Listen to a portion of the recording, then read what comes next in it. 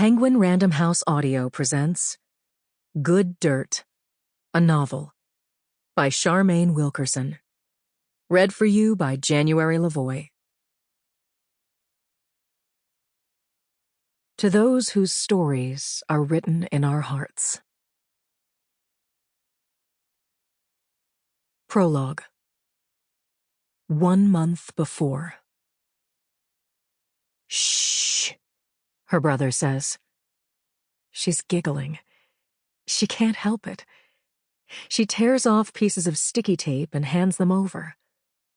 Just as her brother finishes with the tape, their mom calls from outside. One day she will remember them dashing out of the room together, fingers gummy with adhesive, and despite everything, she will smile. Okay, says their mother. Let's take this photo. She fiddles with her camera. You can't show up late on the first day of school. But her brother wants them to see what he's done. Mom, I want to take the picture indoors, he says. Can we? But it's so nice out here, their mom says. Behind her, the pansies and asters are in bloom. The rest is all green against the black blue of the Sound. This, too, she will remember. The beauty of that first home. How she thought she would never want to leave. Let's just do this, their father says. She looks up at her dad and reaches for his hand. They follow her brother inside and into the study. When their parents see the old stoneware jar, they laugh. Great, big belly laughs. That's what her brother was going for. He's put a baseball cap over the top of the jar, and on its front, he has taped a handlebar mustache cut out of paper and colored in with a black marker. On the table next to it, he's stacked a couple of textbooks. She and her brother haven't forgotten what the jar represents. Who made it, where it comes from, how very old it is. Their father and his father before him have made sure of that. But in their home, they don't treat the jar like it's an antique. They treat it like a member of the family.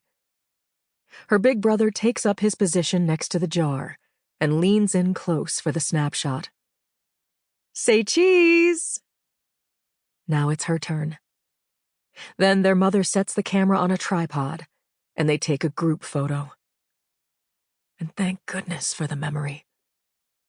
Because you never know, do you? Part 1. Shattered. 2000. Later, the retired couple would tell the police they had run over to the Freeman place after hearing the shots. Their exact words would be, "Shots rang out." But that was just a phrase that people of their generation had picked up from watching television. On the TV news, people were always saying, "Shots rang out." In the old detective shows, shots were always ringing out. At the box office, Rambo and the Terminator and Serpico and Shaft had all made buckets of money by making shots ring out. But this was real life, in a town with one of the lowest crime rates in the nation. Few people around here had a vocabulary suited to a situation like this one.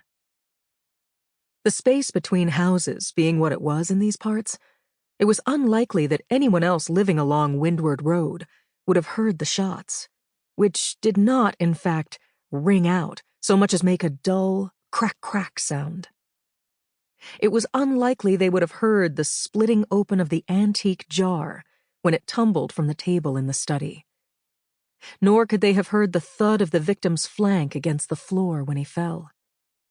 What the neighbors heard for certain was the screech of the van's tires as the panicked robbers tore out of the driveway and took the first road north away from the shore in the direction of the country club. The neighbors had been collecting seeds from their coneflowers and black-eyed Susans. It was that time of year. They had been working side by side, knees in the dirt, murmuring to each other as they did. taking in the clicks and chirps of their backyard, the whisper of the sea breeze through the tulip tree, the scent of fallen apples warming in the sun. But now, they were hurrying past the line of trees that separated their garden from the Freemans', their shoes flattening dirt clods and snapping fallen twigs as they went. They were surprised to see the children's bicycles were still there. Later, they would recall that this was the moment when panic set in. Weren't the kids supposed to be gone? The Freeman children were almost always gone during the week, now that school had started up. They would head back out on their bikes after classes, if they came home at all. Piano lessons for her, tennis or debate club for him. The neighbors banged on the side door now. They called out. They ran around to the front and found the entrance to the main hallway wide open. And that's when they heard it. A sound that would stay with them for years. The voice of a child, bleating like a lamb that had lost its way. A child they had watched grow from infancy. A girl who had played with their own granddaughter for most of her 10 years. It was a sound that could shatter a person's heart. At least this. 2018. Well, of course they had hoped for a day like today. If life had taught them anything, it was that a person's path still could be lit by moments of joy, even after unspeakable loss. And here they were. So and Ed Freeman smiled at each other, then looked up at the window, where they could just make out the crown of flowers on their daughter's head. Peaches and pinks. They glimpsed the dark tone of her arms against her cream-colored dress. No bridal veil, Ebby had insisted. Just the flowers and her granny's gown, the bodice above the flounced skirt adjusted to fit. What a lovely young woman their child had become. There was a glint of light from their daughter's engagement ring as she moved away from the window. Sapphires flanking a 2-carat diamond, handed down to her by her other grandma, So's mother. There was no personal keepsake from the groom's mother. Not that it was necessary, but it was the kind of gesture that those who knew the Peppers might have expected. True, Henry's parents had hosted an impeccable dinner for the couple at their club 3 days before, but So and Ed couldn't help but notice that Henry's mother had not embraced their daughter that night, hadn't kissed her on the cheek, hadn't even taken her hand. Henry, though, had stayed close to Ebby all evening, his arm around her waist, his nose brushing her cheek.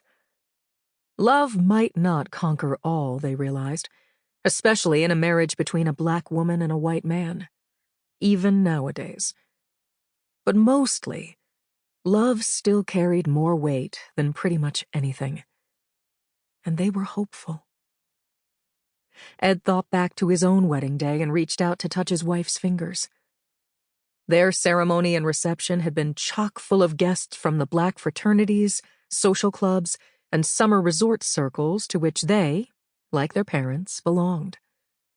With all that he and So had inherited and were passing down to their daughter, Ed wanted to believe they had equipped their child with everything she would need to find her way in this life.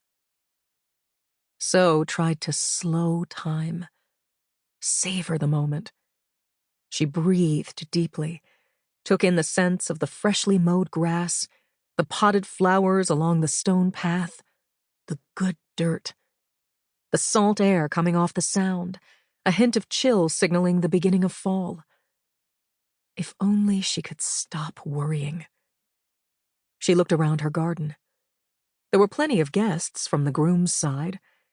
She recognized 2 Fortune 500 businessmen, and that artist whose somewhat mystifying work was currently doing the rounds at the bigger museums. But there was no sign of Henry and his parents. The Peppers were running late. Today of all days. When Ebby returned to the window, she was holding something against her torso. They saw the silvery rectangular shape, and understood. Sample complete. Ready to continue?